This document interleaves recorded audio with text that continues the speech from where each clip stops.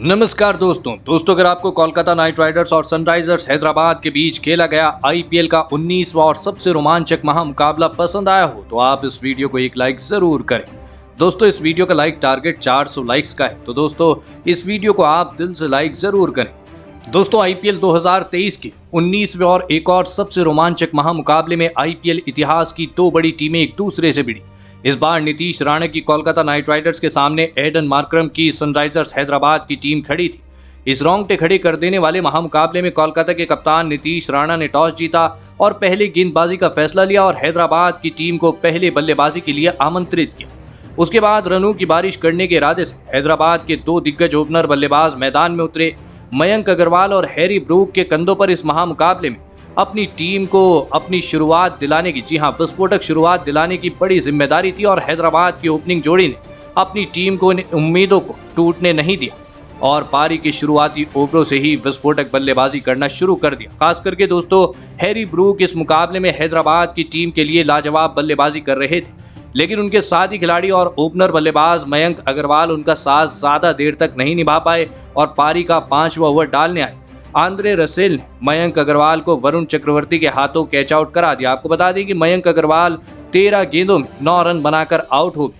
मयंक अग्रवाल के आउट हो जाने के बाद अब हैदराबाद की टीम की तरफ से राहुल त्रिपाठी बल्लेबाजी करने मैदान में उतरे। आपको बता दें कि राहुल त्रिपाठी को भी आंद्रे रसेल ने इसी ओवर की आखिरी गेंद पर रहमानुल्लाह गुरबाज के हाथों कैच आउट करा दिया। आपको बता दें कि राहुल त्रिपाठी 4 गेंदों में 9 रन बनाकर आउट हो गए। राहुल त्रिपाठी जैसे बड़े बल्लेबाज को हैदराबाद की टीम ने एक नाजुक मौके पर खो दिया था, जिस वजह से पूरी हैदराबाद की टीम दबाव में थी। कोलकाता के गेंदबाज अपने सटीक गेंदबाजी के बलबूते पर हैदराबाद की टीम को दबाव में डाल रही थी, लेकिन विकेट गिरने के बाद अब हैदराबाद के कप्तान एडन मार्करम बल्लेबाजी करने मैदान में उतरे। इस मुकाबले में एडन मार्करम एक अलग ही इरादे से मैदान में आए थे और एडन मार्करम ने मैदान में आने के साथ ही लगातार बड़े शॉट खेलना शुरू कर दिए। आपको बता दें कि एडन मार्करम की इस विस्फोटक बल्लेबाजी को देखते हुए, जी हां, कोलकाता की टीम को पूरी तरह ये बल्लेबाजी जो एडन मार्करम कर रहे थे, इसने कोलकाता की पूरी टीम को दबाव में डाल दिया था। एडन मार्करम और हैरी ब्रूक ये साझेदारी अब धीरे धीरे हैदराबाद की टीम को दबाव से बाहर निकाल रही थी और फिर पारी का 12वां ओवर डालने आए सुयश शर्मा के इस ओवर में एडन मार्करम ने अपने बल्ले से खतरनाक बल्लेबाजी करके दिखाई और 2 छक्के और 1 चौके की बदौलत 16 रन बटोर ली, जिस वजह से कोलकाता की गेंदबाजी अब पूरी तरह बैकफुट पर चली गई थी। तो वहीं इसी बीच हैरी ब्रूक ने अपना शतक पूरा कर लिया। आपको बता दें कि हैरी ब्रूक और एडम मार्करम की इस साझेदारी ने कोलकाता के कप्तान नीतीश राणा को, जी हां, नीतीश राणा की परेशानियां बहुत ही ज्यादा बढ़ा दी थी।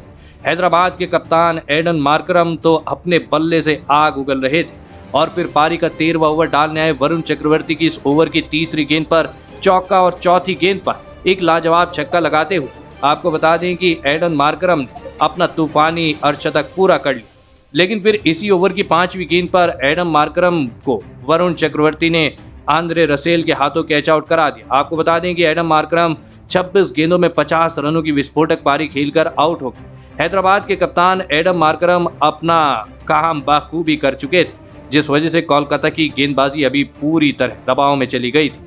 विकेट गिरने के बाद अब अभिषेक शर्मा बल्लेबाजी करने मैदान में आए और फिर दूसरे छोर पर बल्लेबाजी कर रहे हैरी ब्रूक ने ऐसी अविश्वसनीय बल्लेबाजी करके दिखाई, जिसने फिर एक बार कोलकाता की गेंदबाजी को बैकफुट पर ढकेल दिया।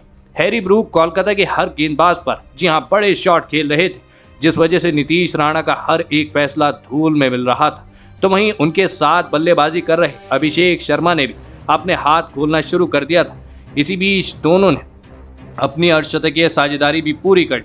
हैरी ब्रूक और अभिषेक शर्मा ने मिलकर लगभग पारी के 18वें ओवर तक बल्लेबाजी करी और अपनी टीम को 201 रनों तक पहुंचाया। लेकिन फिर पारी का 19वां ओवर डालने आंद्रे रसेल ने सेट हो चुके अभिषेक शर्मा को शार्दुल ठाकुर के हाथों कैच आउट करा दिया। आपको बता दें कि अभिषेक शर्मा 17 गेंदों में 32 रन बनाकर आउट हो गए। जी हां दोस्तों, लेकिन दूसरे छोर पर हैरी ब्रूक अपने शतक से काफी नजदीक पहुंच चुके थे, लेकिन अब विकेट गिरने के बाद उनका साथ हैरी ब्रूक मैदान में, जी हां, हैरी ब्रूक का साथ देने मैदान में और फिर इस मुकाबले के अंतिम ओवर में हैरी ब्रूक ने अपना लाजवाब शतक पूरा कर लिया। आपको बता दें कि हैरी ब्रूक इस मुकाबले में 55 गेंदों में 100 रनों की शानदार और विस्फोटक पारी खेल और, जी हां, आपको बता दें कि इसी पारी की बदौलत हैदराबाद की टीम ने 228 रनों का एक बड़ा लक्ष्य कोलकाता की टीम को दिया। उसके बाद आपको बता दें कि 228 रनों के विशाल लक्ष्य का पीछा करने कोलकाता के दो दिग्गज ओपनर बल्लेबाज मैदान में उतरे।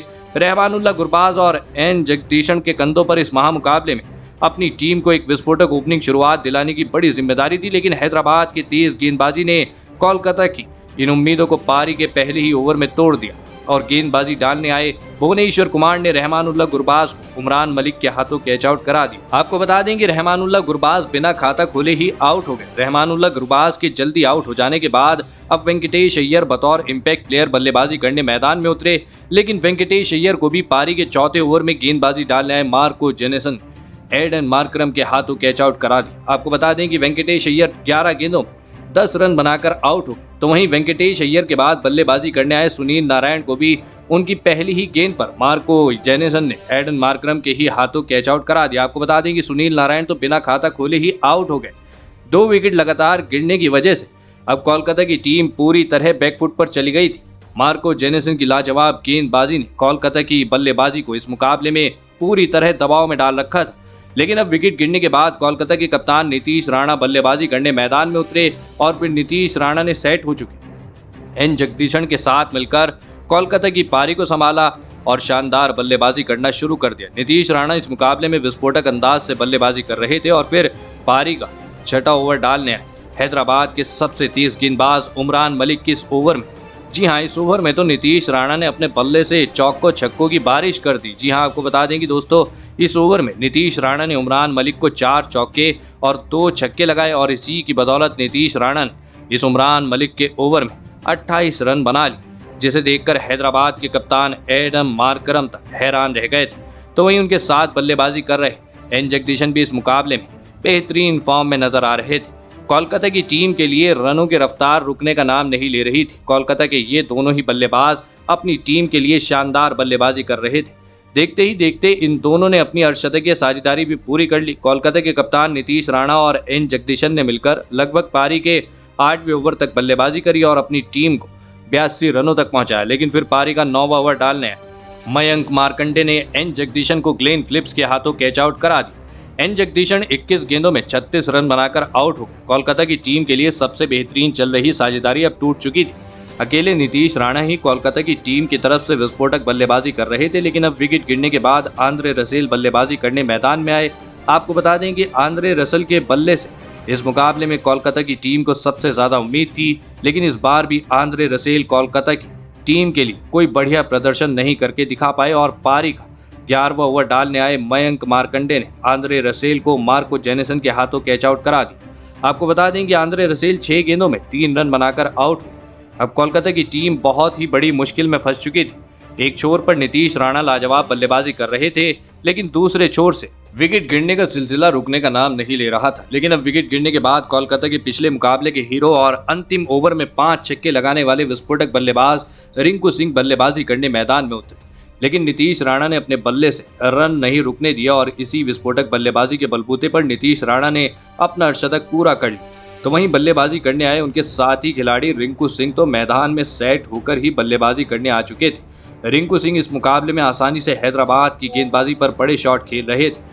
जी हाँ दोस्तों, आपको बता दें कि इस मुकाबले में लाजवाब गेंदबाजी डाल रहे हैदराबाद के सबसे कामयाब गेंदबाज मार्को जेनेसन की गेंद पर रिंकू सिंह ने इस बीच 2 लाजवाब छक्के लगा दिए, लेकिन अभी भी कोलकाता की टीम दबाव में थी। रिंकू सिंह और नीतीश राणा अपनी पूरी जी जान लगाकर हैदराबाद की गेंदबाजी के ऊपर दबाव बनाने की कोशिश कर रहे थे, लेकिन रिक्वायर्ड रन रेट लगातार बढ़ रहा था, जिस वजह से कोलकाता की बल्लेबाजी लगातार दबाव में चली जा रही थी। लेकिन दोस्तों इसके बावजूद रिंकू सिंह और नीतीश राणा लगातार बड़े शॉट खेल रहे थे। इसी बीच इन दोनों ने अपनी अर्धशतकीय साझेदारी भी पूरी कर ली। दोनों ही खिलाड़ी, जी हाँ आपको बता दें कि दोनों ही खिलाड़ियों पर अभी भी कोलकाता के सभी फैंस को भरोसा था। नीतीश राणा और रिंकू सिंह ने मिलकर लगभग पारी के 16वें ओवर तक बल्लेबाजी करी और अपनी टीम को 165 रनों तक पहुंचाया, लेकिन फिर पारी का 17वां ओवर डालने आए टी नटराजन ने सेट हो चुके और कोलकाता के कप्तान नीतीश राणा को वाशिंगटन सुंदर के हाथों कैच आउट करा दिया। आपको बता दें कि नीतीश राणा 41 गेंदों में 75 रन बनाकर आउट हुए। कप्तान नीतीश राणा को आउट करने के साथ ही हैदराबाद की टीम की पकड़ इस मुकाबले में बहुत ही मजबूत हो चुकी थी, लेकिन रिंकू सिंह के मैदान में होने तक जी हाँ कोलकाता की इस मुकाबले में उम्मीदें बची हुई थी। आपको बता दें कि कोलकाता की टीम को अब जीत के लिए 18 गेंदों में 58 रनों की आवश्यकता थी। विकेट गिरने के बाद अब शार्दुल ठाकुर रिंकू सिंह का साथ देने मैदान में आए। आपको बता दें कि लेकिन इस पारी का 18 ओवर डालने आए अनुभवी भुवनेश्वर कुमार इस ओवर में रिंकू सिंह और शार्दुल ठाकुर को ज्यादा हाथ खोलने का मौका नहीं दिया, लेकिन इसके बावजूद इस 18वें ओवर में रिंकू सिंह और शार्दुल ठाकुर को 10 रन मिले, जिस वजह से अब अंतिम 2 ओवर में कोलकाता को जीत के लिए 48 रनों की आवश्यकता थी। सभी की नजरें रिंकू सिंह की तरफ थीं। अब यहां से रिंकू सिंह की, जी हां, रिंकू सिंह ही कोलकाता की टीम को इस मुकाबले में जीत दिला सकते थे। आपको बता दें कि रिंकू सिंह पूरी जी जान लगाकर कोलकाता की टीम को इस मुकाबले में भी जिताने की पूरी कोशिश कर रहे थे और फिर इस पारी का 19वां ओवर और सबसे महत्वपूर्ण ओवर डालने आए। टी नटराजन के इस ओवर में रिंकू सिंह का बल्ला चला और फिर एक बार विस्फोटक बल्लेबाजी करते हुए रिंकू सिंह इस ओवर में 16 रन बटोर लिए। तो दोस्तों वहीं इसी बीच रिंकू सिंह ने अपना अर्धशतक भी पूरा कर लिया। कोलकाता की टीम को जीत के लिए अब 6 गेंदों में 32 रनों की आवश्यकता थी। सभी की उम्मीदें रिंकू सिंह से बंधी हुई थी। रिंकू सिंह को फिर एक बार इस मुकाबले में भी कुछ करिश्मा ही करके दिखाना था, लेकिन ये अंतिम ओवर की पहली गेंद पर स्ट्राइक पर शार्दुल ठाकुर थे, जिन्हें लग रहा था कि वो खुद छक्के लगाकर यहां से कोलकाता की टीम को जिता सकते हैं, लेकिन ऐसा नहीं हुआ और शार्दुल ठाकुर ने 1 रन लेना छोड़कर छक्का लगाने की कोशिश करी, लेकिन उसमें वह नाकामयाब रहे और वॉशिंगटन सुंदर के हाथ कैच आउट हो गए। अब कोलकाता की टीम को जीत के लिए 5 गेंदों में 32 रनों की आवश्यकता थी, लेकिन अब स्ट्राइक पर उमेश आ चुके थे। जी हां, उमेश यादव आ चुके थे और फिर उमेश यादव ने अंतिम ओवर की दूसरी गेंद पर रिंकू सिंह को स्ट्राइक पर लाया। जी हां, लेकिन तब तक देर हो चुकी थी। मुकाबला कोलकाता और रिंकू सिंह के भी हाथ से निकल चुका था, लेकिन रिंकू सिंह ने इस अंतिम ओवर में भी विस्फोटक बल्लेबाजी करके दिखाई और अंत में जाकर सनराइजर्स हैदराबाद की टीम ने केवल 23 रनों से ये मुकाबला जीत लिया। दोस्तों भले ही सनराइजर्स हैदराबाद की टीम ये मुकाबला जीत गई हो, लेकिन कोलकाता की बल्लेबाजी ने सबका दिल जीत लिया। खास करके दोस्तों रिंकू सिंह ने अंत तक हार नहीं मानी और फिर एक बार सभी का दिल जीत लिया। रिंकू सिंह ने इस मुकाबले में, जी हाँ, इस मुकाबले में भी अपने बल्ले से ऐसी गजब की बल्लेबाजी करके दिखाई जिसने सभी को आश्चर्यचकित कर दिया। कोलकाता की टीम ये मुकाबला पहले ही ओवर में हार चुकी थी। जी हाँ, पहले ही हार चुकी थी, लेकिन रिंकू सिंह के अंत तक होने की वजह से सबकी उम्मीदें अभी भी जीवित थी। रिंकू सिंह ने इस मुकाबले में 31 गेंदों में 4 छक्के और 4 चौकों की बदौलत 58 रनों की विस्फोटक पारी खेली। तो दोस्तों आप रिंकू सिंह के इस विस्फोटक प्रदर्शन के लिए उन्हें 10 में से कितने अंक देना चाहेंगे? आप अपनी राय नीचे कमेंट में देना बिल्कुल भी ना भूलें। धन्यवाद।